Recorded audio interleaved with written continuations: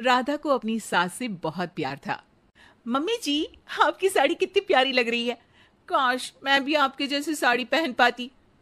अरे बेटा, हमारे जमाने में तो साड़ी ही चलती थी। तू क्या करेगी साड़ी पहनकर? दिन भर भागा दौड़ी करती है। साड़ी कंफर्टेबल नहीं फील कराएगी। तू तो ऐसे ही जचती है बेटा। राधा सास को लेकर घूमने जाती, सैर करती और उनसे खूब बातें किया करती थी। एक दिन, अरे राधा और माँ सुनो, अब हम लोगों को बम्बई चलना पड़ेगा। मेरी नई नौकरी वहीं लगी है। अरे वाह माँ, कितना मजा आएगा ना। अरे नहीं नहीं, मैं नहीं जाऊंगी। बड़ा शहर, बड़े लोग, मेरा दिल नहीं लगेगा। अरे माँ, मैं हूं ना आपके साथ। और सारा परिवार बड़े शहर में शिफ्ट हो जाता है। एक दिन, राधा, तू भी अब नौकरी में जाने लगी है। मैं तो बोर हो जाती हूँ। सोच रही हूँ आसपास की औरतों से दोस्ती कर लूं। हाँ हाँ माँ, और क्या। यहाँ की औरतें तो किटी पार्टी और बहुत सी फन लविंग एक्टिविटी करती हैं। तो बेटा, दो चार फन लविंग से मुझे भी मिलवा देना। बहू सास के साथ बाहर निकलती है तो देखती है कि सास की उम्र की जो औरतें टहल रही हैं, उनका पहनावा ओढ़ावा सास से बिल्कुल अलग है। लेकिन फिर भी राधा एक औरत को रोकती है। Hello aunty, how are you? Oh great darling. Aunty, हम लोग यहाँ नए शिफ्ट हुए हैं। ये मेरी मम्मी है। क्या ये कल से आप लोगों को ज्वाइन कर सकती हैं? वो औरत सास की तरफ बड़ी ही अजीब नजरों से देखती है, फिर कहती है, अब ठीक है, कल से भेज देना। सास समझ जाती है कि उस औरत को वो ठीक नहीं लगी, लेकिन फिर भी वो कुछ नहीं बोलती। अगले दिन, अरे माँ, अच्छी सी साड़ी पहनकर तैयार होकर जाइए। आपको आपकी दोस्तों के पास जाना है ना। और नहीं नहीं, मैं सोच रही हूँ घर पर बैठकर टीवी देखूं। वैसे भी रामायण का नया एपिसोड आएगा। नहीं माँ, आप जाओ ना। लोगों से मिलो, बात करो, अच्छा लगेगा।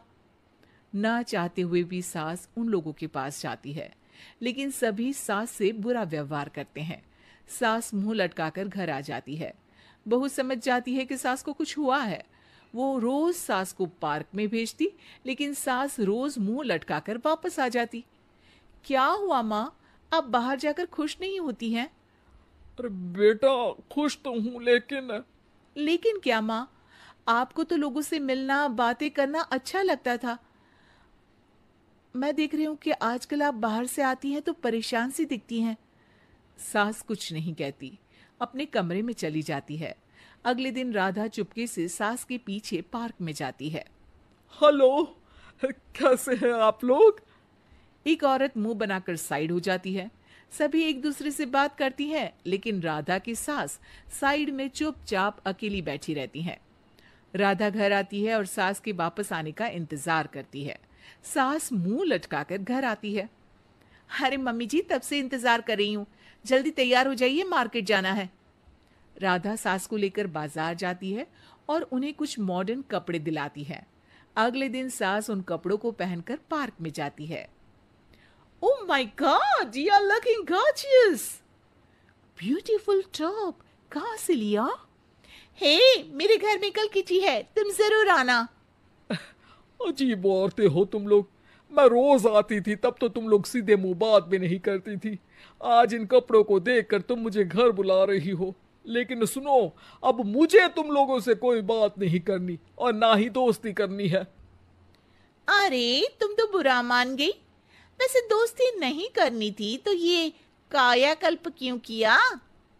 ये मेरी बहू ने किया है। मैं यहाँ सिर्फ ये देखने के लिए आई थी कि तुमको मुझसे समस्या है या मेरे कपड़ों से। कपड़े तो बदले जा सकते हैं। अच्छा चलो, जो भी हो, अब हम लोग तुम्हें अपने साथ रखने को तैयार हैं। लेकिन अब मुझे तुम लोग नहीं पसंद। ये बोलकर राधा की सास वहां से चली जाती है। वाह माँ जी, आज तो आपका चेहरा खिला खिला सा लग रहा है। लगता है आपकी सहेलियों ने आपको अपना लिया। हाँ, वो तो अपनाना ही था। दिखावे वाली जो है वो। मेरे कपड़े बदलते ही उनका दिल बदल गया। लेकिन आज मैं उन्हें मना कर आई। अरे क्यों माँ जी? क्योंकि उन लोगों को मुझसे नहीं मेरे कपड़ों से दोस्ती करनी थी।